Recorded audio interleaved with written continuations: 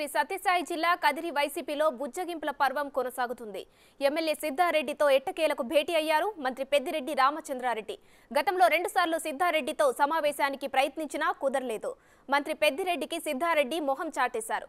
ఈసారి వ్యూహాత్మకంగా వ్యవహరించారు పెద్దిరెడ్డి.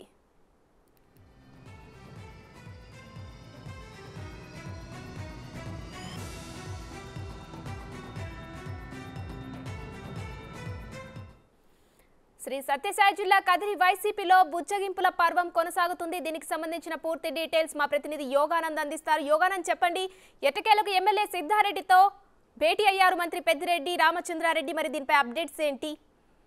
సుమశ్రీ, గత కొన్ని రోజులుగా సైలెంట్ గా ఉన్న కదిరి ఎమ్మెల్యే పివి సిద్ధారెడ్డిని ఈ రోజు బుజ్జగించేందుకు స్వయంగా మంత్రి పెద్దిరెడ్డి రామచంద్రారెడ్డి రంగంలోకి దిగారు. గత 2-3 దఫాలుగా ఆయన ప్రకటించినప్పటికీ అందుబాటులోకి రాలేదు ఎమ్మెల్యే సిద్ధారెడ్డి. కానీ ఇవాళ వ్యూహాత్మకంగా ఎవరికి తెలియకుండా కేవలం గన్మెన్ల ద్వారా సమాచారం తెలుసుకొని ఇంట్లో ఉన్నాడు అన్న సమాచారంతో అభ్యర్థి ఎవరైతే కదిరి అభ్యర్థిగా ప్రకటించారో ఆ అభ్యర్థిని వెంట పెట్టుకుని మరి సిద్ధారెడ్డి స్వయంగా ఇంటికి వెళ్లి కలిసి పనిచేయాలంటూ కూడా ఆయన సూచించారు. దీనికి పివి సిద్ధారెడ్డి కూడా ఒక సంసిద్ధత వ్యక్తం తెలుస్తుంది. ముఖ్యంగా పార్టీ కార్యక్రమాల్లో పాల్గొనకుండా కేవలం ప్రభుత్వ కార్యక్రమాల్లో పాల్గొంటూ కూడా తన అనుచరులు కూడా వెంట పెట్టుకొని తిరుగుతూ ముఖ్యంగా రాజీనామా చేశారు. దాదాపు 13 మంది కౌన్సిలర్ తనకు ఎమ్మెల్యే సిద్ధారెడ్డికి టికెట్ ఇవ్వకుండా మేము పనిచేసేది లేదంటే కూడా రాజీనామా చేశారు. తిరిగి వాళ్ళందరినీ వెంట పెట్టుకొని ఎమ్మెల్యే అభ్యర్థి ముక్బుల్ బాషాకు సహకరించాల్సిందిగా కూడా మంత్రి పెద్దిరెడ్డి సూచించారు.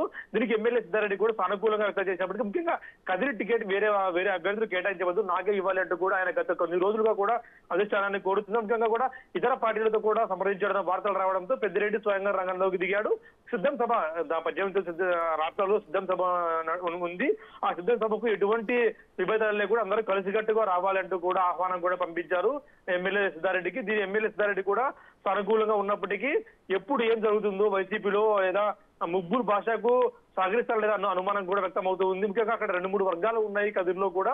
ఒకటి పూల నాగరాజు, మరొకటి ముగ్గురు భాషా వర్గం, ఇంకోటి సిద్ధారెడ్డి వర్గం. మీద 3 వర్గాలకు విడిపోవడంతో అందరినీ వెంట పెట్టుకొని సిద్ధారెడ్డి దగ్గరికి వెళ్లి ఆయన బుజ్జగించే ప్రయత్నం చేసి తెలుస్తుంది. ఇది ఎంతవరకు సిద్ధం సభ లోపలే సర్దుకుంటా లేదా అనేది కూడా చూడాలి Umashree. Right, thank you Yoganand.